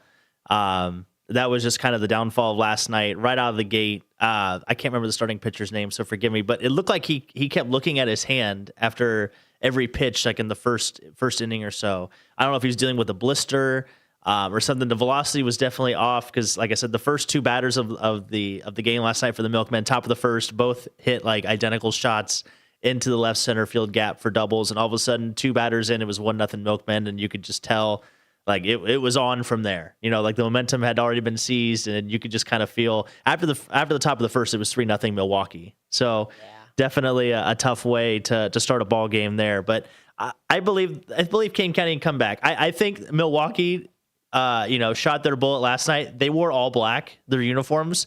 Very sick. I have to say, they do have some nice uniforms. Big fan of the Milwaukee white and the black. Milkmen. Maybe that's just my White Sox fan in me coming out. But their in-game host dresses as like an old-time milk delivery man. Nice. Which I hope have we get to paid admit extra for that. Yeah, is kind of cool. Their mascot Bovine is a giant cow, and on the back he's not just number 2, he's 2%. Nice. Okay. I mean, they're on brand. I will say they're on brand. Yeah. But that was Mazza that got rocked last night. Yes, Mazza. That's right. He wears the stern-ups. He goes old school. He does. Yeah. So, and he had been solid for this Cougars team all year long, but unfortunately, is that Jake Mazza, right? I believe so. Let me double check first names here, but that's one that Yes, you've been labeled by Cougars photographer Jenna that and staff included, and staff included Jamia as well. Did I tell you I got down to the camera well last night after like the 4th inning? Oh, no. And the girl that normally does the in-game hosting, forgive me because I don't know her name, the blonde-haired girl that was there for Bark in the Park. Right. I'm taking pictures, doing my thing like I normally do, and she turns around and she's like, "I heard you needed to leave," and I was like, "What happened?" And then she's explaining to me how I'm bad luck apparently. So. We got to get rid of the stigma for my sake. Please, for the love of God. Like, Game 3, it's time for the Cougars to show up tonight. That's Chris Mazza, by the way. Chris Mazza. But definitely need to turn that stigma around. But I was sitting at the Boomers game last night with a friend of the show, Hannah Arbitman, and she was saying that it's me. It actually is me. Oh, you're the good luck charm. No. I jinxed them. Because in my interview with manager George Samus, I said you guys are now 8-0 in your last 8 playoff games, dating back to the undefeated 7-0 run last year. Yeah. And sure enough, they go out the next game and get absolutely rocked. So I jinxed them. But maybe that is just a one-game jinx. They were due. Yeah. Let's hope it's not carrying over into tonight's contest, and the Cougars can move on because, like I said, the Dogs closed out. So this second round of the playoffs, instead of getting Wisconsin, Chicago in the first round, Wisconsin would be out then if the Cougars can complete the series win tonight. Yeah. And then it would be the Chicagoland rivalry, which we saw in round 2 last year. Right. When the Cougars went on to win the Miles Wolff Cup. So I know the Dogs are going to be hungry and they're going to want their revenge from last year. But the Cougars are still that same defending champion team. We've seen it all year long. They had a couple of skids. They still found their way into a playoff spot. And that team, like I said, has been able to complete a number of one-run victories and tight games and stay in games as well. A lot of power. Like we mentioned, Claudio Final, they've had a lot of big hits, a walk-off grand slam throughout the season, whether it was Todd Lott or Armand Upshaw. Marcus Chu has been playing really well. Marcus Chu, when he came in and stepped in to take on that first base role, has been absolutely phenomenal. Even Josh Allen, I know he's had a little bit of a skid at the plate as of late, but great name, by the way. Yeah. JA7, not JA17, not the Bills quarterback, not the guy in your fantasy league right now, but still an absolute stud out there on the field. So let's hope for the Cougars to get the win tonight. 6:30 p.m. first pitch. Yeah. You and I will be there. Northwestern Medicine Field. Come on out, Geneva. We had probably a little over 1,000 people there last night, which I heard there's only like 230 something in Milwaukee when you went on Wednesday. It was scarce. It was a little scarce. Great game. Great weather for a ball game last night. Make sure to bring a jacket if you're going tonight. I think tickets are $5. Yes, all playoff tickets are $5. You can sit in the strike zone, which is like the meal table is included. I think for like $95. Highly recommend that. Great atmosphere, and it should be a great game. I'm really looking forward to tonight. No doubt. It's the only baseball that is really going on here in Chicago other than, I know we just went over both the Cubs and the White Sox, but who's home this weekend? I think it's the Cubs because I don't think it's the White Sox. Yeah, they're playing the Nationals at home, I believe. So, I mean, but it's a 1:10 game, so you can go to the Cubs game and then go to the Cougars game after. So, I mean, go double dipping on baseball. Go see some playoff baseball. Get a little appetizer if you are a Cubs fan. What you could possibly see in October, I guess, at the major league level. But no, I mean, let's hope that the Cougars do close it out, like you said. Northwestern Medicine Field, 6:30 p.m. first pitch, and then we'll see what happens there and what happens in the next round. The Boomers are also moving on, and we have some Boomers talk that we're going to get to. We were waiting on a special guest, so I might push it back. So we might call an audible and go into a little bit of college football in the meantime. Nice. You're listening to AM 1410 WRMN. This is On the Rise. Myself, Mike Napolitano, and Dalton Cooper. Stay locked in on River Media Network Sports. In the middle of the night, everything will be all right if you listen to Coast to Coast right here on WRMN, 7 days a week from midnight to 5 a.m. Each night on Coast to Coast, listeners are captivated by George Noory with discussions on news and current events, conspiracy theories, UFOs, life after death, and all things curious and unexplained. Coast to Coast, every night, midnight to 5 a.m. right here on WRMN AM 1410 and 96.7 FM. Youth football season is almost here. Elgin Steelers Youth Football and Cheer is now part of the prestigious Pop Warner League in Chicagoland. We're serving youth athletes of all ages, building character and fostering teamwork. Registration is now open, so don't miss out on the chance to be a part of a winning tradition. Multi-athletic registration discounts are available, and we're looking for dedicated volunteers to join our coaching staff. Shape the future of our youth. Plus, on April 14th, the Elgin Steelers Youth Football and Cheer start spring conditioning. Get all the details and register at elginsteelers.com. That's elginsteelers.com. Go Steelers! Systems run everything. Government, economy, media, justice. They shape your choices, your opportunities, your future. But do they work for you or against you? On Apolitical Talk Show, we break them down. Not to destroy, but to understand. Because if you don't see how the system works, you won't see when it's being manipulated or who's benefiting from it. Power belongs to those who know the rules, challenge the loopholes, and demand accountability. That starts with knowledge. That starts here. Join us weekdays from 4 to 6 p.m. as we uncover what's really happening behind the headlines so you can decide for yourself what's fair, what's broken, and what needs to change. Apolitical Talk Show, breaking down the systems to build them up together. Right here, weekdays, 4 to 6 on WRMN, the talk of the town. The Supplemental Security Income Program provides monthly payments to help meet basic needs, like putting food on the table, paying the rent, or buying new shoes for growing feet. You may qualify if your income and financial resources are low, and you are 65 or older, or an adult or child with a disability, or who is blind. Call 1-800-772-1213 or go to ssa.gov/SSI to start to apply. Produced by Social Security at U.S. taxpayer expense. As a mom, comforting my family is what I do best. Vicks Vapor Stick provides soothing, non-medicated Vicks Vapors in an easy-to-apply stick, and it dries fast, so there's no mess. I use it to comfort myself and my family.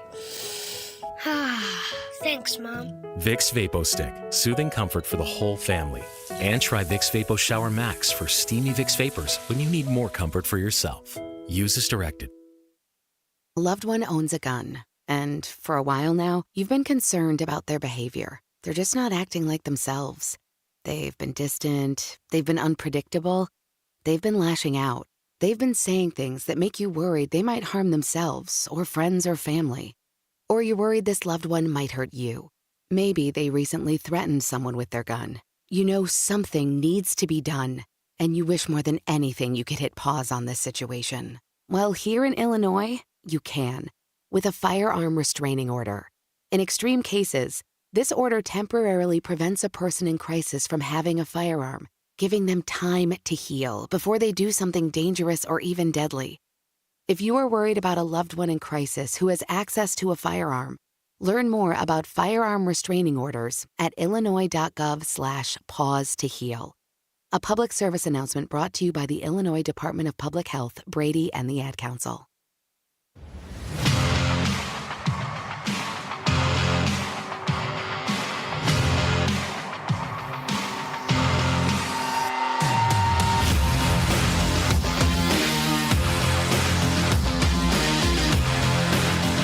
Welcome back to AM 1410 WRMN. You're listening to On the Rise. Myself, Mike Napolitano, and Dalton Cooper in the studio right here in downtown Elgin, Studio 14. And we've got some college football as we switch back over into football. We'll give you a little break from baseball, but we are going to go back into it. We've also got some soccer to talk about and some basketball as well. But Dalton, Northwestern is underway in their football schedule. Oh, yeah. They played last night. I don't know if you caught this. I did not. Obviously, while the NFL was playing, we had playoff baseball, but we also had the Northwestern Wildcats taking on Western Illinois University. I believe they're the Bulldogs. Pulled off a 42-7 victory last night. They were led by quarterback Preston Stone, and he had 3 touchdowns, had 245 yards passing. Played really well, obviously, at home. Fiery crowd on a Friday night. They did drop their season opener to Tulane. That was a 23-3 loss. We're hoping to cover a little bit more Northwestern football this year. I've personally applied for some credentials to hopefully get us some coverage. That way we can talk about it and make sure that it's at least spoken about here. They do have Oregon up next on the schedule. So they're going. Tough one. They are playing Oregon at home. Oh, so that's going to be an interesting game, and we'll see what happens there. As far as from a team standpoint, what to expect, I think the culture is kind of shifting back in the right direction. Obviously, they're removed a couple years from the Fitzgerald era, where Northwestern was really probably at its power or its peak. But it is coming back around. The only thing that I have a little bit of concern with the Northwestern team through 2 games is just their turnover issues. I believe they had 2 or 3 turnovers last night. I believe 2 fumbles and an interception, or I might have misquoted that, and it might have been just 2 fumbles. But that's really the only thing that's going to get in the way. They started off quick last night, which I think is always a big key. They got to a 15-0 lead after the first quarter. So, wow. Yeah, hopefully Northwestern pulls it together. There's not very high expectations. I think they're building something to eventually go into the new stadium. I think that's kind of what the buzz is all about for Northwestern now, is just getting into the new stadium and everything in between. But we'll see. They played really well last night. Hopefully they can carry that in, and Preston Stone can continue to play well, at the quarterback position. Well, we're going to be talking about that Northwestern Stadium in just a little bit, but I want to stay on the college football talk. Leathernecks, by the way, not the Bulldogs. The Western Illinois Leathernecks. Right. What a great name. Great mascot. But you wanted to talk about, so this Northwestern team, of course, is underway, but I believe Blake Cowell is also working on, and he actually already has gotten us approved for some games over at U of I. So Champaign-Urbana will be seeing WRMN sometime this football season. I'll be there on the 27th when they play USC. Ah, okay. So pretty excited for that. But before they play USC, they do play Duke today, the Illini. They are ranked 11th in the country, Michael. I don't know if you know this or not, but we are on the map, we being the Fighting Illini. So a lot of high-quality football going on in the great state of Illinois. Hopefully the Bears follow suit. So big matchup. It is at 11 Eastern today, or 11 o'clock Central, forgive me, on ESPN. It's going to be interesting to see the tempo of the game. I think is going to be very telling pretty early between Duke and Illinois. I think Illinois is definitely going to want to take the air out of the ball, run the clock, run the game down, limit possessions for Duke, because Duke does have – they've been stingy at home the last couple of years. So they're hopefully going to hopefully this isn't a look-over game for Illinois, and hopefully they take care of business today. I like the under in that game, by the way, if you want to put some lunch money or some pizza money on that, especially first half under. I think it was like 26.5. Love the first half under, and hopefully we'll see. So, Illinois has been playing well. They are actually a sneaky playoff team, in my opinion. Venable has been coaching them up. They had a really good season last year, and we'll see if they can continue that success moving forward. No doubt. Well, yeah, it's exciting. College football already started if you have been living under a rock. So that starts a little bit before NFL, and I know this is week 2? Yeah. Yes, 2. This is week 2. So this is they were trying to make week 0 a thing for a while. Oh, it is a thing. It is a thing? Oh, yeah. Oh, it's a thing. They played in Ireland week 0. It was Kansas State and Iowa State. Yeah. That is true, yeah. Farmageddon, Michael. Farmageddon. Yes. How could you forget about Farmageddon? Well, if it's in Ireland, it's potato Farmageddon. Yes. Either way. I mean, come on. But we got a great week this week of college football. Maybe not as many ranked matchups as you'd like to see. I guess as you had in week 1, but some great matchups this week. Really excited for it, especially that Missouri-Kansas game. I know we're not anywhere near either one of those two, but I think there should be some fireworks in that game. Are you? Who do you back when it comes to? Technically, I'm a Michigan fan. Oh yeah, that's. Oh, we did talk about this last. And they play Oklahoma. Yeah. Shout out to Andrew, by the way. Yeah, Andy is not a Michigan fan because he's from Ohio, like yourself, and he actually roots for the Ohio team that he should root for. There's a fly in here. It's freaking me out. Okay. So Ohio State, Michigan.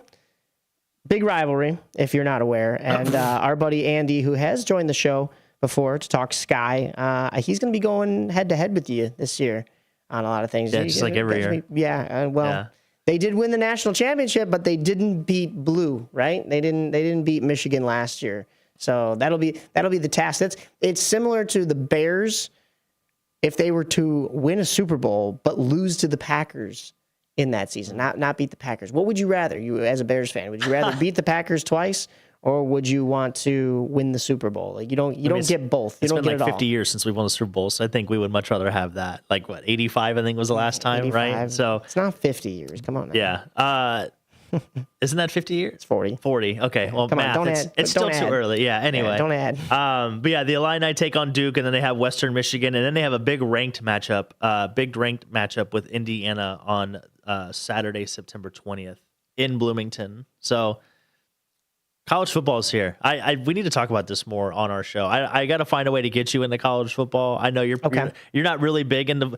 It's fine if you're not into the NFL. No, I can get, but these are kids, Michael. They play for the love of the game. They don't play for the money, which I guess they do get paid now. But like, yeah, when you say it like that, I don't know if you're really selling me on any of those points. But yeah, no, we got to get you into college football. So good luck to Illinois today. Northwestern continues to have a good season. We are excited to be a part of the family and hopefully bringing you some coverage of those teams. And go out and support the local college teams here. Well, I will be at Northwestern tomorrow, but not to watch the type of football that you're talking about. Football. It'll be football. It'll be soccer. It'll be the women's team. The Chicago Stars FC are taking it to Northwestern Medicine Field at Martin Stadium, not to be confused with the Cougars Northwestern Medicine Field. Right. So that'll be interesting. It was supposed to be this big to-do, but then they came out with some news earlier this week that, they're going to be moving there full-time come the 2026 season. So women's soccer is on the rise, and we are here on the rise on AM 1410 WRMN. Is diabetes keeping you from enjoying life's special moments? At US Med, we understand the challenges you face, and we're here to help. With US Med, I can finally manage my diabetes without it managing me. US Med offers a wide range of services to simplify your diabetes care. Personalized care plans, convenient access to cutting-edge diabetes tech, and knowledgeable support. Plus, we'll check your insurance so your diabetes care may be covered at little or no cost to you. With US Med, I feel confident and control of my diabetes. I can finally live my life to the fullest. Don't let diabetes hold you back. Choose US Med and experience better birthdays, better adventures, better anniversaries, and better everything. Call now. US Med. Better service, better care. 800-785-1673. 800-785-1673. 800-785-1673. That's 800-785-1673. At Britain's Touchless Car Wash, they know life gets busy. That's why they're here 24/7 to keep your car looking spotless, fast, and easy. Their advanced brush-free wash technology delivers a sparkling clean without a single scratch, because they treat your car like it's their own. Here's the best part. Right now, you can get a free car wash just for joining their text club. It's simple. Just text BRITT to 30400, and your first wash is on them. Britain's Touchless Car Wash has two convenient locations, 1923 Larkin Avenue in Elgin and 555 Willow in West Dundee. They're proud to keep your car clean while giving back to our community. Text BRITT to 30400. That's BRITT to 30400. Now for your free car wash, and see why Britain's Touchless Car Wash is the fast, gentle, and reliable choice. Children are the greatest joy and our best hope for a better future. Friends, they are the future. But did you know that millions of kids right here in our own backyard are facing hunger every day? Without healthy food, it's harder to grow, to thrive, to feel their best. The impact when children don't have enough to eat is tremendous, because when you're hungry and your basic needs aren't being met, you cannot learn. Every child deserves to be fed. This is a problem we know how to solve. Food is not just food. It's energy, health, confidence, hope, and even love. Yes, love. Breakfast in the classroom contributes to kids being more focused, which leads to higher grades, and simply just their well-being. Learn more about how No Kid Hungry is helping end child hunger in America at helpnokidhungry.org. Hey Bears fans, want your business heard during every heart-pounding moment of the game? WRMN 1410 is now offering in-game ad spots for Chicago Bears broadcasts. Be a part of the action as thousands of die-hard listeners tune in each week. Whether it's a touchdown, turnover, or a timeout, your message will be right there in the mix. Spots are limited and going fast. Call WRMN 1410 today at 847-741-7700 and score big with in-game advertising that delivers results. Get in the game with the Chicago Bears on WRMN AM 1410. If your restaurant's grease is causing problems, don't worry. Hopkins Grease Company is here to help. Since 1947, they've been providing reliable grease recycling, grease trap services, and more for restaurants across the Chicago suburbs. With a full fleet and expert staff, they offer quick professional service. And as a family-run business, they pride themselves on delivering personal service you can trust. Call Hopkins Grease today at 847-458-1010. That's 847-458-1010. Hopkins Grease, the Fox Valley Grease Boys.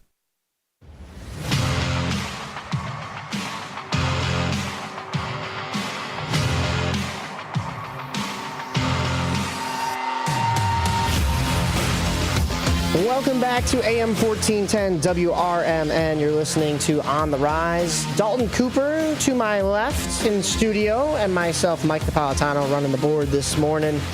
We were talking about Northwestern University and their beautiful stadium on the lakefront, and that stadium is going to get used this weekend by the Chicago Stars women's soccer team.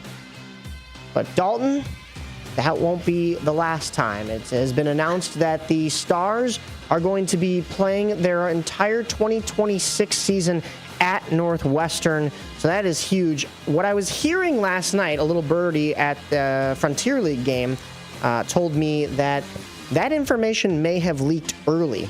Oh. So, because I was kind of thinking, I was like, breaking why? news. Yeah, exactly. So this matchup with the defending champion Orlando Pride at 2 p.m. tomorrow at Northwestern Medicine Field at Martin Stadium was supposed to be this big to-do. This was their second of two games on the lakefront during this season. The first game was, of course, at Soldier Field. They did a doubleheader with the Fire. And then it was this game that was the big thing. And then all of a sudden, I believe it was Wednesday, the news breaks early in the morning that they're going to play their entire 2026 season at Northwestern. And it's like, okay, so this is Wednesday before your Sunday matchup, and now all of a sudden that Sunday matchup is kind of like, they're going to be back there next year. It's not a special of an occasion anymore. Yeah. Especially going up against the defending champs. And this Stars team has been rough, to say the least, this year. They are still sitting at 1-8-9, although under new coaching, they have not lost a game. They've also not won a game. A 1-1 draw with Gotham, a 1-1 draw with Bay FC, a 3-3 tie with Seattle, a 3-3 tie with North Carolina, and then this past week, a 1-1 draw with Washington. And as they go into playing against the defending champs, the Orlando Pride, who are currently sitting at 8-4-6 with 28 points. We heard from the Stars manager. She actually spoke out and sacrificed the fine. She said there have been 8 calls that have been missed by officials, and she went at the referees. And I mean, yeah, they're not losing games, but there were winnable moments that she feels were not there. We're not on the table for them. So she took the fine, and yeah, you can't really say that stuff in post-game press conferences. No, if anything, I think she's just trying to galvanize the team. I think she's trying to stand up for her team, for her players, which, when she's coming into a brand new situation like that, taking over for, that managerial spot, I think that's just her way of showing leadership and, kind of putting the heat on herself instead of the team, which I think is the right thing to do as a manager, as a leader. Yeah, I mean, it's just... she's setting the tone, Mike. You got to set the tone. She is... so that's Ella Mazar. She is the interim manager for the time being, as we saw Lauren Donaldson get fired earlier this year. And then that interim coach, I believe it was Jaime was his name, was let go right before that break. He mutually parted ways with the team. Ella Mazar now steps into the role, but it looks as though the Stars will hire Martin Sogren, excuse me, I don't know how to pronounce that last name, for their coaching spot in the 2026 season. So he's not there yet. We'll still see what Elamazar could do with this. On the way. Yeah, on the rise. We'll see what Elamazar could do with the rest of this season. But yeah, now I'll be there in attendance tomorrow because this was a big game marked on the calendar, especially against the defending Orlando Pride, who knocked the Stars out of the playoffs last year, the 1 seed knocking out the 8 seed. But now it's kind of the wind has been taken out of the sails here a little bit for me, even. And I'm sure the fans as well, because it's like, all right, this game isn't as special anymore if they're going to play their entire season there next year. Sure, this is going to be the first time. It's going to be historic. But all right, it's just going to be any other game that you would be able to see next year. But poor SeatGeek Stadium, which used to be Toyota Park, to me, they've lost now both soccer teams, and it looks as though they're only going to be having like EDM festivals from here on out. Yeah, they had rugby there, I think, a couple years ago too, like the rugby finals, which I thought was kind of cool. That's the only time I've ever been to SeatGeek Stadium, to be honest. They had DJ Shaq. DJ Shaq, yeah. Shaquille O'Neal was he's DJ. He's done a couple of. It wasn't just rugby. Yeah. Are you talking about those EDM concerts and stuff? No, that's what he was there for the rugby. Yeah, he did like the cool. pregame concert or whatever. But yeah, no, I mean, the SeatGeek venue might be a little outdated for those sporting events like that, or it's kind of a perfect place for like rugby or those kind of, I don't want to say recreational sports, but like the sports that are growing. If we could ever get a PLL team in Chicago, I don't know if we have one now, but that'd be a great home for one right there. Yeah. It's a tough location out in Bridgeview. I know the fan base there for soccer was very passionate, and they felt disconnected when the Fire moved out, and they weren't close by anymore. I mean, it's not too much of a hike to get up to Soldier Field, but I think we all know as Chicagoans, getting in and out of Soldier Field is a nightmare no matter what the event is. I was just there for the Avenged Sevenfold and System of a Down concert last Sunday, and man, oh man, was that brutal. But yeah, I mean, this Stars team will be moving out of there as well, so we'll see what happens with SeatGeek Stadium, as well as we're keeping a close ear to the ground on what happens with Soldier Field and the Bears. Yeah. So the Fire may have to look for a new home after that as well. And they actually kind of, what am I saying? They already have it. They're about to break ground on the 78, which could also be the new home for the Chicago White Sox. So everybody's shifting around. This is like a checkerboard. Everybody's moving around to a new stadium. But the Fire themselves, when we look at their recent results, we talked about how they were trounced 4-0 by the Philadelphia Union. They play tonight at 7:30 against the New England Revolution.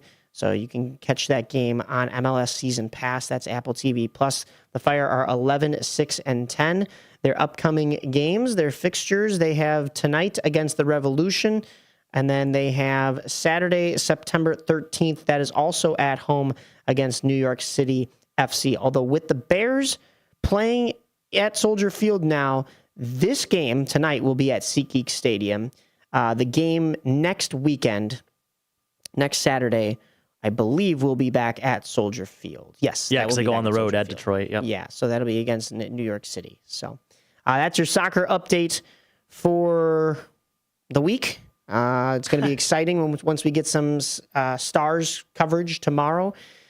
But speaking of Stars, the Stars were out in Schaumburg last night, and oh boy, was that an exciting game. I'm sorry you had to watch a 12-0 blowout, but the game that I watched in Schaumburg last night with a whole crew of great people, Hannah Arbitman, who's been on the show before, as I said, is the in-game host. We did a little hit before the game, and we got treated to some quality baseball.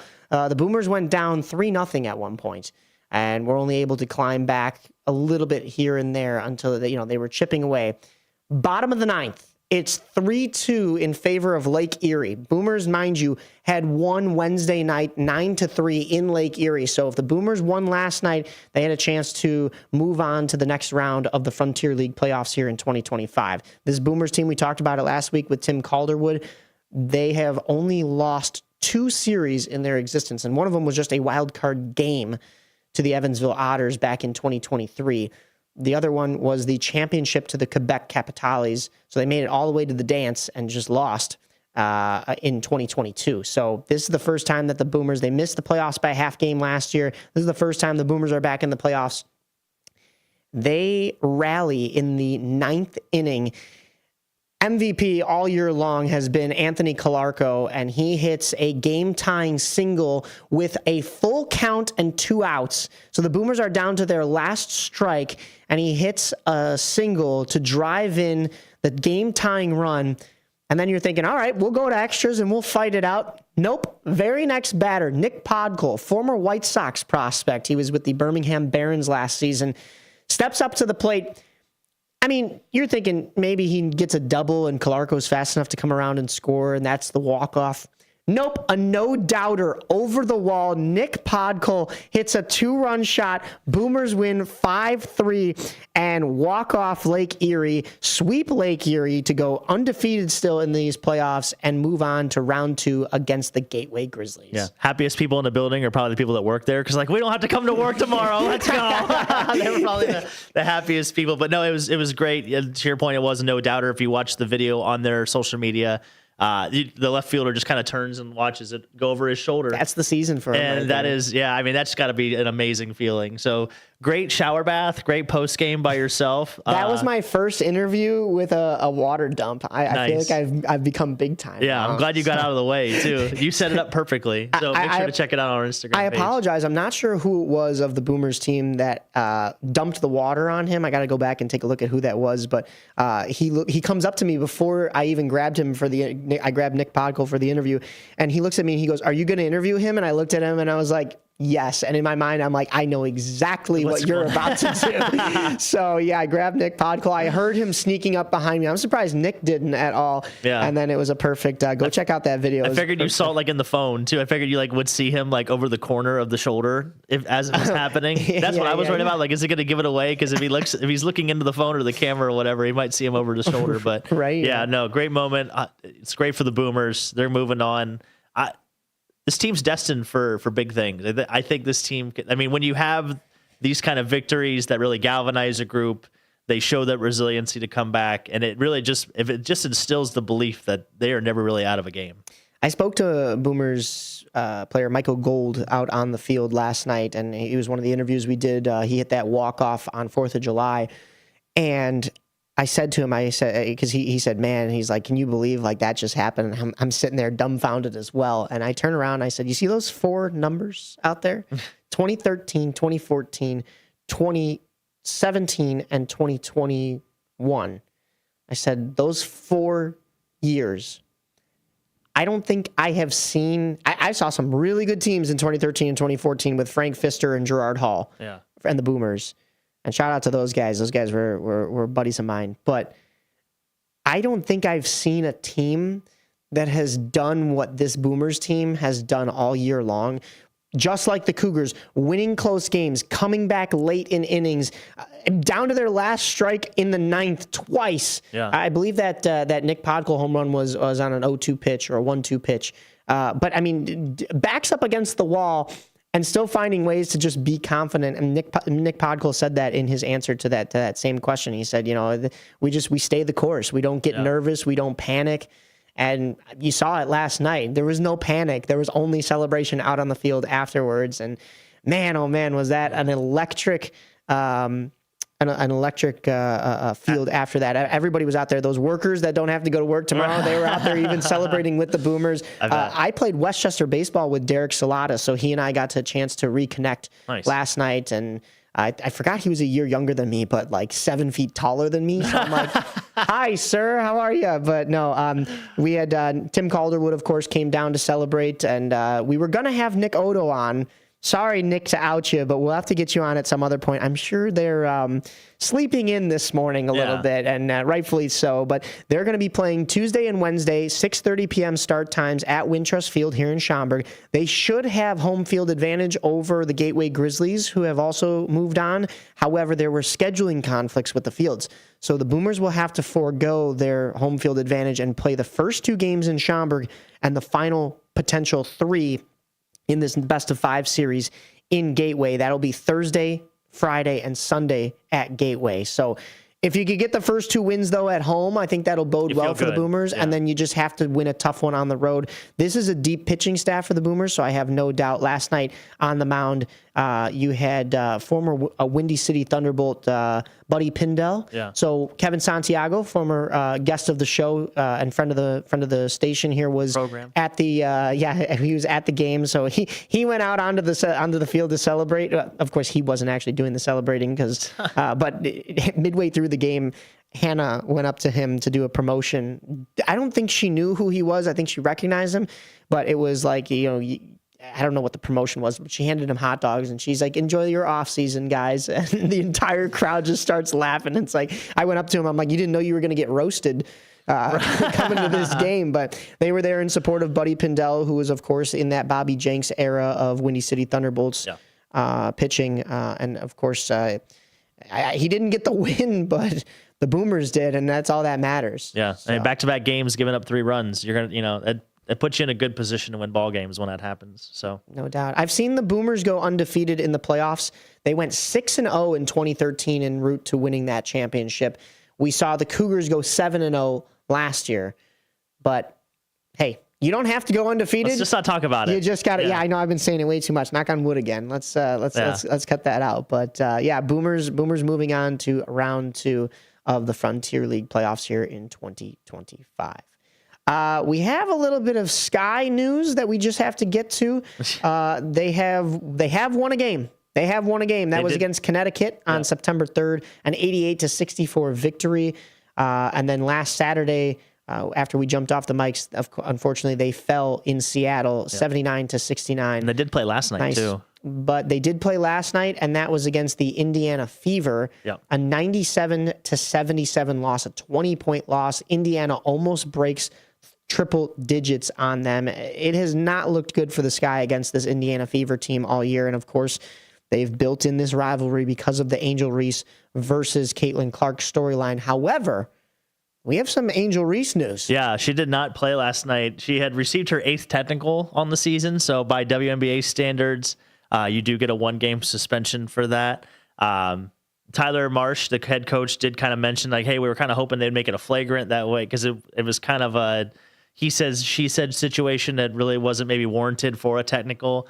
But then the other news came out. Angel Reese was talking with the Tribune, had some strong comments. And of course, we don't know what was actually said because, she later came out and said it was misconstrued, taken out of context, whatever the case. But in the article, she was quoted in saying on her future for the Sky that she's not settling for the same blank we did this year, adding that the team has to get great players this offseason or she might consider moving on from it.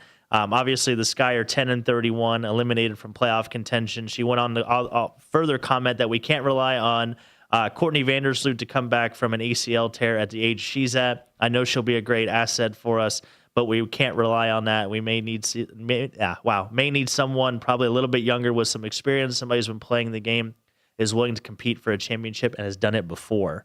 So the Sky came out. Words. Yeah, the Sky came out with a statement yesterday saying that Angel Reese will be suspended for the first half for their game against the Aces, with comments detriment to team morale or team environment, something along those lines. But I would just like to say, I think I don't want to say it's good that she's saying these things, but she's saying what everybody else is thinking already. I know going to the games throughout the year, people have talked about the roster construction of this team, kind of where the flaws have been, where the situation they were put in after Vandersloot goes down when she did, and that they were basically reliant upon one person to be able to play point guard the whole season. And, Vandersloot's been around, I think this is her 13th or 14th season in the WNBA. So to rely on her to, be in a position and stay healthy, that was kind of a long shot going in. So we'll see what they do in the offseason. Obviously there's been rumblings of, if there's going to be turnover or changes, which we'll see. I think you probably see one more in the GM position more than the head coach, just because Tyler is in his first season, but they get let go of a first-year head coach last year after one season. So it's going to be like the Bears, where GM and front office gets some turnover, and next thing you know, they want their guy in there. So you might have only this one season of Tyler Marsh and want to give him another chance, but pretty soon you're going to want your guy in there, and there's going to be a head coach turnover, and there's always going to be this disconnect of, okay, front office is changing over this year, then the next year it's going to be the coaching, and then it's going to be the players, and there's never going to be any kind of consistency. But I like what you said there about the fact that we've we've seen it all season long. We even heard in the press conferences the players, yes, lightheartedly joking about the fact that they're getting yelled at in the locker room and they're getting reamed and stuff like that. But the thing is there is some anxiety, there is some animosity going on in that locker room because they're not getting the wins, because the stress and the heat is on both sides, on the players and on the coaching, and you know, tempers will flare a little bit. But Angel Reese's comments here, I mean, I see what she's saying, and the media is going to take it in the directions that the media is going to take it. But what I'll say is, did she see how Courtney Vandersloot was playing at the start of the season before she went down with that ACL tear? Listen, I understand it's a very big injury and it's kept her out all season. And yes, you don't know how she's going to come back, especially at this age. But I would put money on Courtney Vandersloot coming back and playing basically how she was at the start of this season. You could see the hunger in her, especially at even that Allie Quigley retirement ceremony, that she still wants to play basketball. She still wants to be there. She still wants to be a huge contributor to this Sky team. And I think she'll come right back and do that once this injury is past her. But you know, I do see, though, what Angel Reese is saying. Angel Reese is not putting her teammate down and saying, you know, Vandersloot is not back. And she's not wrong. You can't rely on one person. You can't just say, oh, well, you know, throw the season away because Vandersloot wasn't here. But you threw the season away anyways because you couldn't string together enough wins. And there's some good pieces here. We've talked to a lot of those players, and I like a lot of them. It's just I'm not sure if this is the recipe to get the job done. Obviously, we see that they're only at 10 wins, 31 losses. You mentioned that game against Las Vegas. That'll be tomorrow at 8 p.m. out in Las Vegas on NBA TV. And then they'll play Las Vegas in Las Vegas again on Tuesday at 9 p.m., followed by their final game of the regular season that will conclude this Sky season Thursday, Thursday, September 11th. That will be against the New York Liberty, the defending champions, at 7 p.m. on NBA TV. Yeah. And then just the last thing, too, you know, the really problem that I see here is the culture. Like, I don't know if Angel Reese is trying to instill her culture or if the front office is trying to instill their culture by suspending her, but they definitely have to get on the same page moving forward for this team to be successful. No doubt. So, no doubt in that. By the way, did you see, I'm going to kick us off here. Did you see the lady take the foul ball away from that Phillies kid? Come on now. The bleacher Karen. Doing? So in case you haven't seen this, make sure to just look on your social media, Facebook, Instagram, whatever. It was in my hands. And follow WRMN, by the way, on those social media platforms. But yes, there was a home run hit. There was a dad that was kind of vying for the ball. It takes a bounce. The lady had it, dropped it. The guy picks it up, walks over, puts it in his son's glove. The kid's really excited. And then Bleacher Karen, Bleacher Karen comes making her way down to this dad, and it catches the dad completely off guard. He's like putting his hands up. She's just screaming at him. He turned around and looked like he was going to swing because, I mean, he kind of freaked out. He put his hands up. He was looking. I mean, your kid is right there. Right. You're a dad, and somebody comes up and just touches you. Like, that'd be my first reaction, too. Like, I'm not even a dad. Yeah. But, like, I'd be turning around like, why are you putting your hands on me? And then he realizes it's a lady, and okay, all right. Yeah. But, like, what do you want from me? And she's giving him an earful, man. So, I think it was the Diamondbacks. Were they playing the Diamondbacks last night? Let me double check that. But whatever. No, it was the Marlins. It was definitely the Marlins. But the Marlins organization came out, found that kid, gave him a gift bag, gave him all these goodies. Good on the Marlins. He did get a signed bat by Harrison Bader after the game, which was great. And somebody on Twitter was saying that MLB, like, they were going to pay for this kid to go to playoff games or whatever for the Phillies. So shout out to everybody getting behind this. Taking a baseball from a kid. The kid got the win. Can we get any lower? Like, seriously, can we get any lower? This is a grown woman. And so just Mamma Mia. Throw that woman out of the stadium. Don't ever let her come back.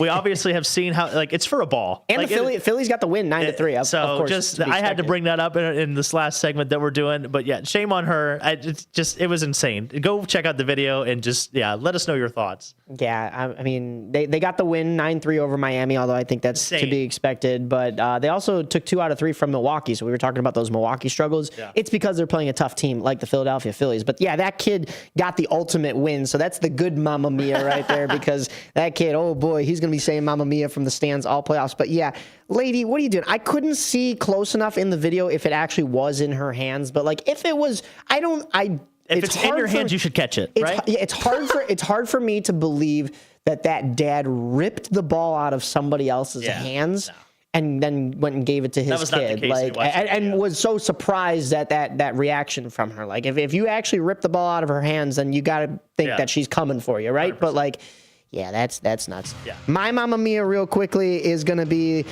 I'm sorry to do it to you, Cougars, but you couldn't win last night and close out the series so that I don't have a conflict tonight. I have to go see my wife at the United Center, Dua Lipa, in concert.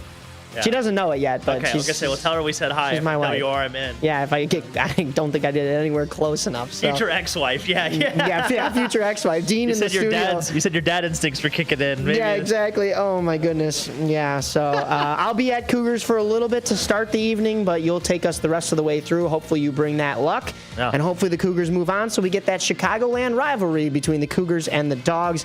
I guess regardless, we'll probably have to talk to Aaron Schellen at some point, but also maybe Colin Rudisil if the Cougars move on. Cross your fingers and head out to Northwestern Medicine Field, everyone. So, you got anything else? Nah, excited. Football's here Monday night. Make sure to join us for the tailgate out in Hampshire. Join us from 2 to 5. We'll see you then. On the rise. Stay tuned for Truth About Chicago Sports. Political party poopers got you down? Shake it off and join me, Dennis Sonar Green, every weekday from 4 to 6 p.m. on WRMN for A Political Talk Show, where we cut through the doom and gloom with a focus on America first, constitutional values, and a populist perspective that puts you, the citizen, at the center of the conversation. At WRMN, the talk of the town, we're not afraid to challenge the status quo and bring you the straight talk you need. Whether you're frustrated with the political establishment or looking for a clear, some nonsense analysis, this show has you covered. Tune in. Let's take on the issues together with a fresh, unfiltered approach. Catch us every weekday from 4 to 6 p.m. on WRMN, A Political Talk Show. WRMN, the talk of the town. Your hometown radio station since 1949. We are WRMN AM 1410, Elgin time, 10 o'clock. News this hour from Town Hall. I'm Greg Clugston in Washington. A federal judge has blocked the Trump administration from ending temporary legal protections that have granted more than 1 million people from Haiti and Venezuela the right to live and work in the U.S.